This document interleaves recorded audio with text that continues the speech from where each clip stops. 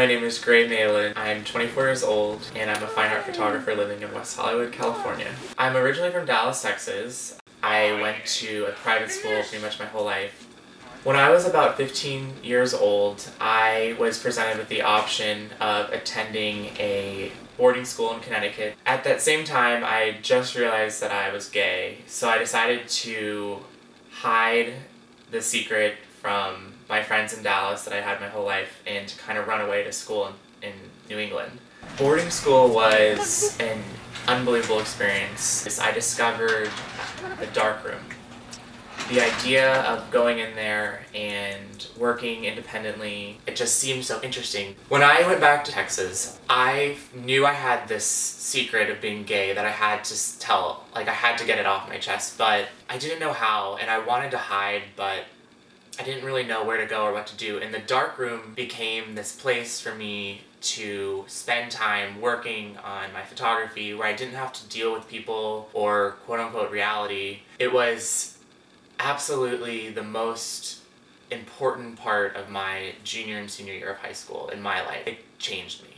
So I started taking myself seriously, and I had enough confidence where I wanted to go to art school. However, my parents felt as though it would be better for me to go to a liberal arts college and get a normal degree and minor in photography. I had a really hard time accepting this, but I didn't want to disappoint them. When I graduated college, I landed a job in LA working for the president of Paramount as his second assistant. I felt like such a success in everyone else's eyes, but not my own.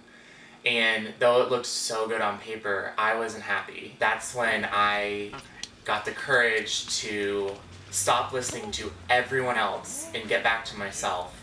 Leaving a corporate job and jumping into starting my fine art photography career was absolutely the ballsiest thing I've ever done in my life.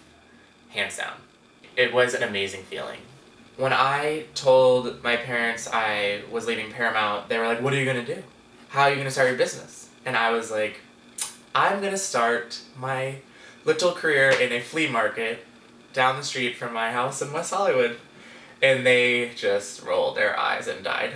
I started shooting just black and white film, and I realized that there's a very serious lack of humor in fine art, and I started to move in that direction with a series I shot with banana peels, which was so fun. I took out a booth, and with time, my card got passed around. Before I knew it, I was in interior design showrooms. I was accepted into art shows. I got my first series completed, which is now a book called The Timeless Pursuit. Then an interior designer introduced me to an online interior design gallery, which now does my work and my sales online. And it's incredible. It goes out all over the country. For my parents, especially my mom, she's always like, "How many did you sell? How many did you sell? How many?" It's not about making money. It is about getting my work out into America and having people enjoy looking at something I've created every day of their life. For my self-portrait, I was inspired by an artist whose work I saw at the Centre de Pompidou in Paris. And it took me about 3 hours, and I projected images of my body, some double exposures onto Polaroid 669 film. I've always depicted myself glamorously in self-portraits. For this, I really wanted to show some versatility that show a lot of the frustration I feel.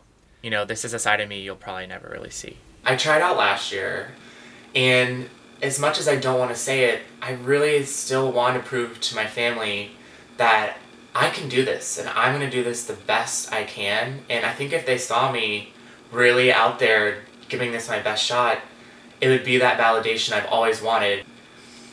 I just want them to take me 100% seriously.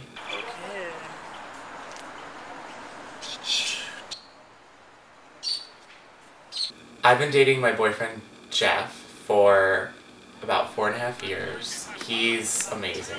I know it's a little cliche, but all artists are a little crazy. And Jeff definitely keeps me grounded. It's funny that I was so afraid to pursue this, but when you're passionate, you're passionate. I took a risk, but it's been a rewarding risk. It's a dream come true.